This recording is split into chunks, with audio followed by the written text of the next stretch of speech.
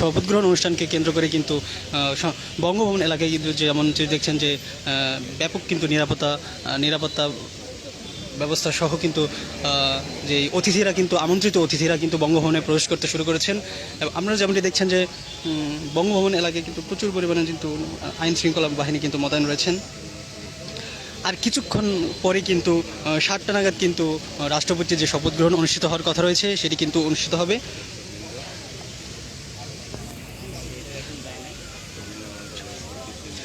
বাংলাদেশের যে 23তম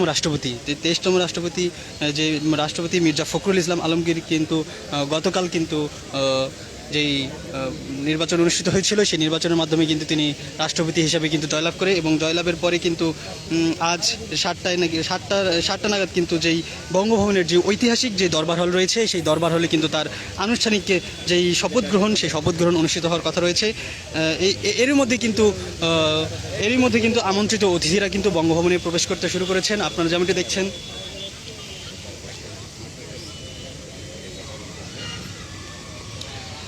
রাষ্ট্রপতির যে শপথ গ্রহণ সেই শপথ গ্রহণ অনুষ্ঠানকে কিন্তু কেন্দ্র করে বঙ্গভবনের যে প্রধান ফটক সহ কিন্তু চারপাশে কিন্তু প্রচুর পরিমাণে কিন্তু আইন শৃঙ্খলা বাহিনী মোতায়েন করা হয়েছে এবং পাশাপাশি যদি আপনাদেরকে জানিয়ে রাখি যে আমন্ত্রিত যেই অতিথিরা রয়েছে সেই আমন্ত্রিত অতিথিদের কিন্তু প্রবেশের সময় যেই পরিচয়পত্র ও আমন্ত্রণপত্র সেটি কিন্তু যাচাই করা হচ্ছে এবং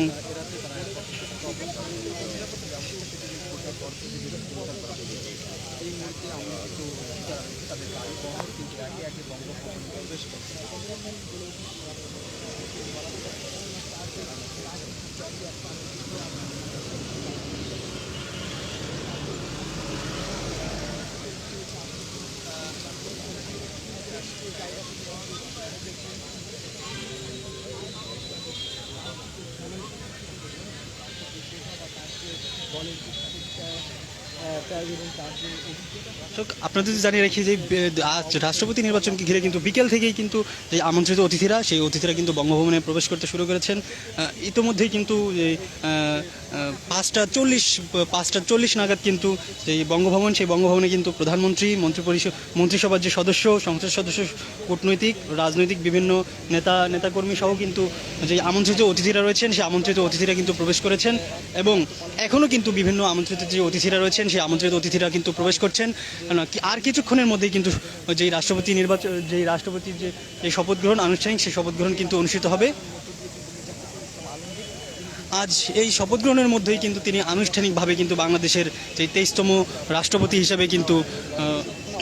থাকবেন এবং আমরা যেমনটি জানতে পারছি যে শপথ গ্রহণকে কিন্তু কেন্দ্র করে কিন্তু বঙ্গভবনের যেই দরবার হল রয়েছে যেখানে রাষ্ট্রপতির যেই আনুষ্ঠানিক যে শপথ গ্রহণ হওয়ার কথা সেখানে কিন্তু হলের সব রকমের যেই প্রস্তুতি সেই প্রস্তুতি কিন্তু সম্পন্ন হয়েছে। রাষ্ট্রপতির যে প্রেস সচিব আমরা ইতিমধ্যে জানতে পেরেছি যে রাষ্ট্রপতির যে প্রেস সচিব মোহাম্মদ সরোয়ার আলম জানিয়েছেন শপথ গ্রহণ অনুষ্ঠানের সব আয়োজন শেষ হয়েছে এবং মন্ত্রিপরিষদ বিভাগ অনুষ্ঠানটি পরিচালনা করছে